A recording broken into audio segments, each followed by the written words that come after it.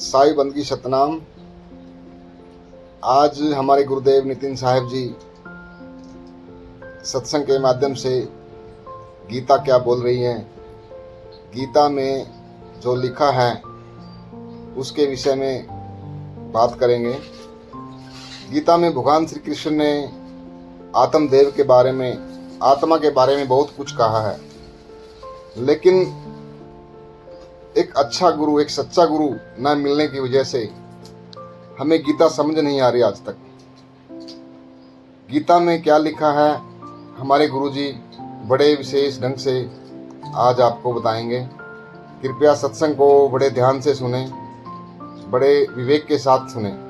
गीता में खुल के समझाया गया लेकिन कोई समझ नहीं पाता। गीता में एक एक बात आत्मा की इतनी सटीक बोली गई है, लेकिन अज्ञानता के कारण, गुरु ना मिलने के कारण हम गीता का ज्ञान समझ ही नहीं पाते। क्या बोला गीता में? हे अर्जुन, जब युद्ध होने वाला था, दोनों पक्षों के बीच में ले आए अर्जुन को, समय रोक दिया, कोई नहीं सुन रहा उनकी बात। कौन सुन रहा है? केवल और केवल अर्जुन। उसको समझाया जा रहा है कि हे अर्जुन, ये जितने भी राजा महाराजा हैं और तू और मैं, ऐसा कोई समय नहीं था जब हम नहीं थे, और ऐसा कोई समय नहीं आएगा जब हम और तुम नहीं होंगे। कितना सटीक ज्ञान है। 1000 बार पढ़ी होगी लोगों ने गीता, 1000 बार ये श्लोक पढ़ा होगा, लेकिन समझ नहीं पाए। क्यों? क्योंकि समझाने वाला कोई नहीं मिला। पढ़ा, निकल गए आगे, समझ नहीं पाए। तो कबीर साहब यही समझाते हैं कि जब तुम्हारे जीवन में भेदी गुरु आता है तो तुम उन रहस्यों को भी समझने लग जाते हो जो रहस्य तुम्हारी समझ में कभी आ ही नहीं सकते थे। ये गुरु की महिमा है। तो कबीर साहब ने आत्मज्ञान के बारे में इतना बोला, लेकिन ये मूर्ख जीव समझ नहीं पाया। कहते आदि नाम हम भाग सुनाया, और ये मूर्ख जीव समझ नहीं पाया। आदि नाम क्या है? आदि नाम जो आद सच, जुगाद सच, है भी सच, नानक होसी भी सच। ये दुनिया भी नहीं बनी थी, ये संसार नहीं था, आदमी नहीं था, कलम नहीं थी, किताब नहीं थी, अक्षर नहीं थे, भाषा नहीं थी, कुछ भी नहीं था, तब भी वो आदि नाम था। क्योंकि वो कोई अक्षर नहीं है, वो कोई नाम नहीं है। आदि नाम का मतलब है आत्मदेव, जो कभी ना तो जन्मता है ना कभी मरता है। ये आत्मा अजर अमर अखंड अविनाशी है, लेकिन इसको कोई जान नहीं पाता। गीता में ही लिखा है कि बहुत से ज्ञानी आत्मा के बारे में बताते हैं, बहुत से ज्ञानी आत्मा के बारे में सुनते हैं, लेकिन आत्मा के बारे में बताने और सुनने के बावजूद भी वो आत्मा को समझ नहीं पाते कि है क्या। आज देख लो टीवी खोल के, जितने भी लोग आप देखेंगे, जितने भी लोग गीता पे सत्संग करते हैं तो आत्मा के बारे में बोलते ही बोलते हैं। ऐसा हो नहीं सकता कि ना बोले, क्योंकि मजबूरी है। कोई भी ज्ञानी है जो गीता की बात करेगा, उसको आत्मा के बारे में बोलना ही पड़ेगा। क्यों? अध्याय 2 भरा पड़ा है। अब केवल आत्मा के बारे में बोलने वाला आत्मज्ञानी हो सकता है। हमने ये विचार करना है, लक्षण क्या है आत्मज्ञानी का, इस पे विचार करना पड़ेगा। पूरा सत्संग आत्मा पे कर डालेंगे, और जब सत्संग खत्म होगा तो क्या करेंगे? सबको बुलाएंगे, कहेंगे ये मूर्ति लगी है भगवान जी की और इसको पूजो। खुद भी माला चढ़ाएंगे, खुद भी फूल डालेंगे, खुद भी सब क्रिया काम करेंगे और तुमसे भी करवा देंगे। उनसे बस ये पूछने वाला कोई होगी, महाराज जी अब आत्मा कहां चली गई? अब आत्मा कहां चली गई? अब तुम्हें भगवान की मूर्ति दिखाई देने लग गई। अभी तक तुम कह रहे थे कि आत्मा अजर अमर अखंड अविनाशी है, अब कहां गई आत्मा? क्योंकि उनको आत्मा का ज्ञान नहीं है, इसलिए पत्थर पूज रहे हैं। तो कबीर साहब ने भी इसका खंडन किया। पाथर पूजे हरि मिले तो मैं पूजूं पहाड़, और उससे ये चाकी भली जो पीस खाए संसार। बस तुमने इतना ही समझना है। पत्थर की पूजा कोई बुरी बात नहीं है, ठीक है। कोई तुम्हारा श्रद्धेय है, किसी से तुम्हारी श्रद्धा जुड़ी हुई है, तुमने उसकी मूर्ति बनवा ली, अच्छी बात है। घर में फोटो लगाते हैं माँ बाप की, भाई बहन की, गुरुजनों की, अच्छी बात है, फोटो कोई बुरी नहीं है, मूर्ति कोई बुरी नहीं है। लेकिन अगर तुम मूर्ति को ही परमात्मा भगवान मानने लग जाओ, वो गलत है। उसे नुकसान क्या है? उससे तुम्हें तुम्हारा ही नुकसान है। यानी 1,84 भटकने के बाद जो मुझे एक जन्म मिला था, किस लिए मिला था? मूर्तियां पूजने के लिए? बिल्कुल नहीं। जो मुझे एक जन्म मिला था अपने आप को जानने के लिए, अपनी आत्मा के ज्ञान को प्राप्त करने के लिए, वो मैंने एक जन्म गवा दिया पत्थर की पूजा करके। जो पत्थर एक इंसान के द्वारा, शिल्पकार के द्वारा तराशा गया है, उस तराशे हुए पत्थर को पूज के मैंने अपना जीवन बर्बाद कर दिया। पत्थर पूजना सही इसलिए नहीं है क्योंकि पत्थर में आत्मा नहीं होती। पत्थर ना हिल सकता है, ना डुल सकता है, ना बोल सकता है, ना चल सकता है। जैसे किसी ने मेरी मूर्ति लगा दी कहीं पर, अब उसकी पूजा करवाने लग गए। अब मेरी मूर्ति को टेढ़ा कर दिया, नितिन दास की मूर्ति को टेढ़ा कर दिया, क्या वो सीधी होगी? टाइम लगेगा, कितने घंटे बाद हो जाएगी, कितने दिन बाद, कितने महीने बाद, कितने साल लगे? होनी नहीं है।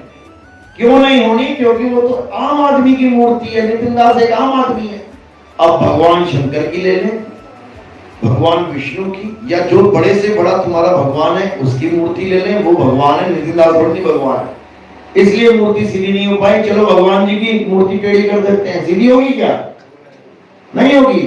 सोच लो, भगवान जी की है, नहीं होगी। नहीं हुई। क्यों नहीं हुई? क्योंकि पंडित जी कहेंगे प्राण प्रतिष्ठा नहीं है इसमें प्राण नहीं डले हैं, इसलिए। चलो एक प्राण प्रतिष्ठित वाली ले लेते हैं, राम जी की, हनुमान जी की, शंकर जी की। उस मूर्ति को टेढ़ा करते हैं, क्या वो उठेगी? नहीं उठेगी। यानी नितिन दास वाली भी नहीं उठी, बिना प्राण प्रतिष्ठा वाली भी नहीं उठी, प्राण प्रतिष्ठा वाली भी नहीं उठी। तो इसमें तीनों में फर्क क्या रहा? एक आम आदमी जिसकी अभी अभी मृत्यु हुई, लेट गया जमीन पे, उसके साथ में एक आदमी और लेट गया जो जिंदा है। अब हमने दोनों को एक साथ बोला भैया उठ जाओ जरा, तो कौन उठेगा? जो जिंदा है। क्यों जिंदा है? क्योंकि उसमें प्राण है। और जिसमें प्राण नहीं है वो उठ भी नहीं पाएगा। तो इसका मतलब जिसमें प्राण है वो उठ गया, जिसमें प्राण नहीं है वो नहीं उठा। यानी कुछ तो फर्क है दोनों में।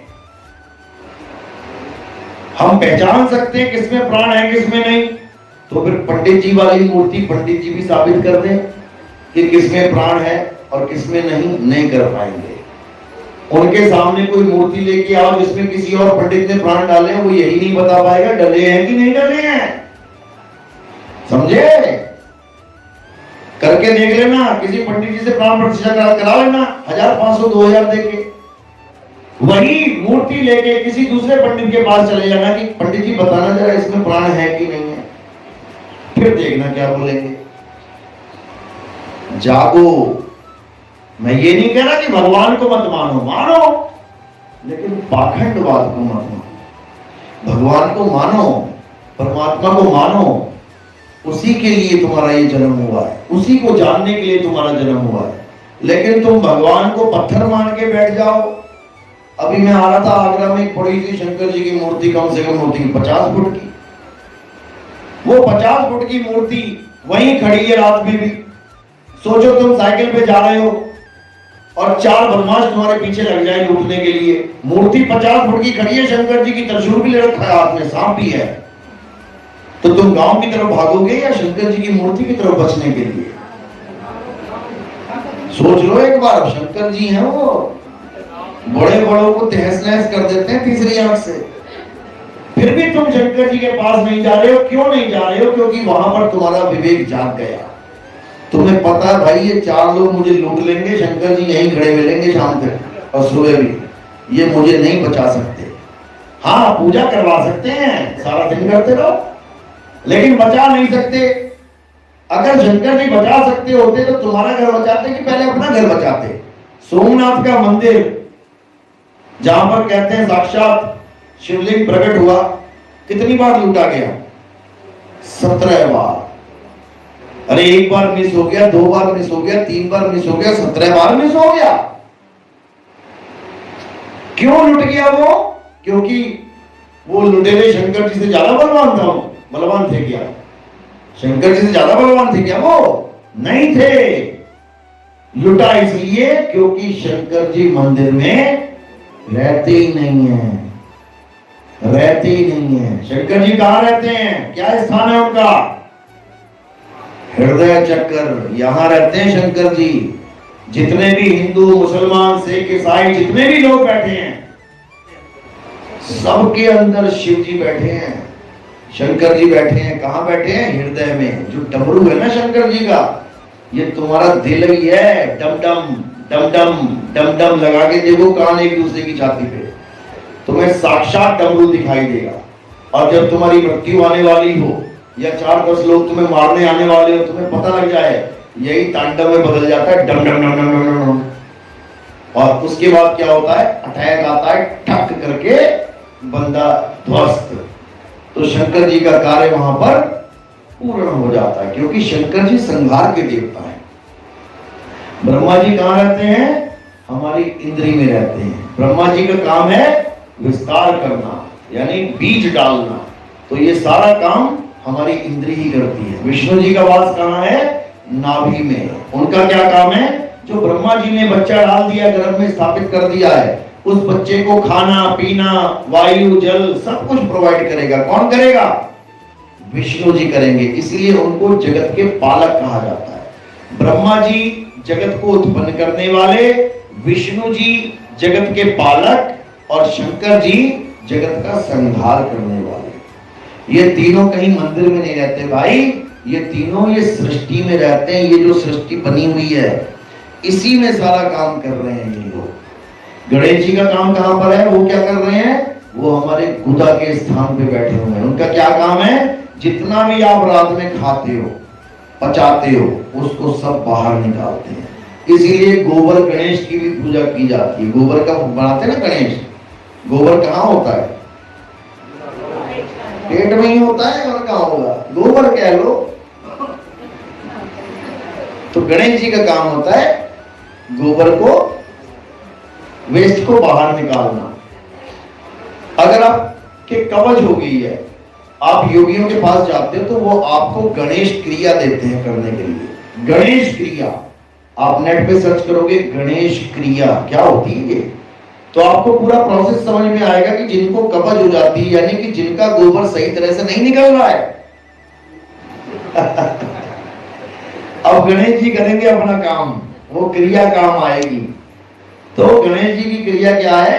तेल में उंगली डुबो के पूरा उसको साफ करना। वो क्रिया लिखी हुई है, आप देख सकते हैं। वो योगियों की क्रिया है।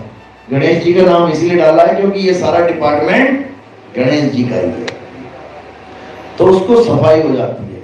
तो अब पता लग गया गणेश जी कहाँ बैठे हैं? गुदा चक्र पे। ब्रह्मा जी कहाँ है? इंद्री चक्र पे। विष्णु जी कहाँ है? नाभि चक्र पे। शंकर जी कहाँ है? हृदय चक्र पे। अब माया कहाँ है? जो ब्रह्मा विष्णु महेश की माता जी हैं। पढ़ो देवी भागवत महापुराण।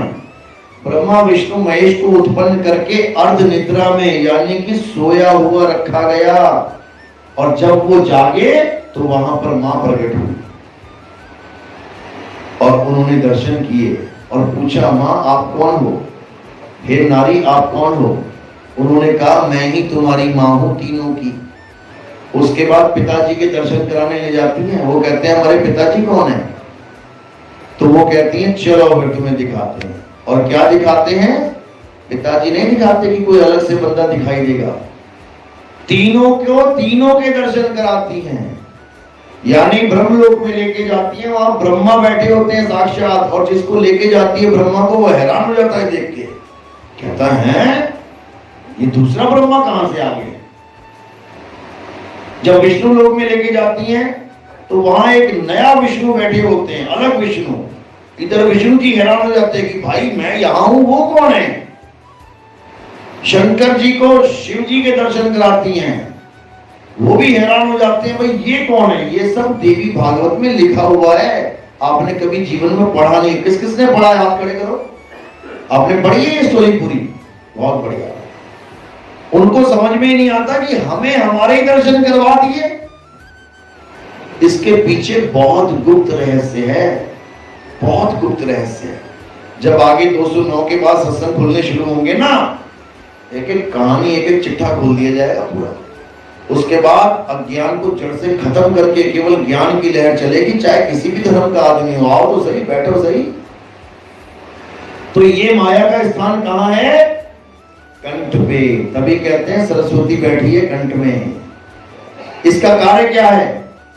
इसका कार्य है ब्रह्मा विष्णु महेश जी को, गणेश जी को, सारे जगत को ऑर्डर देना।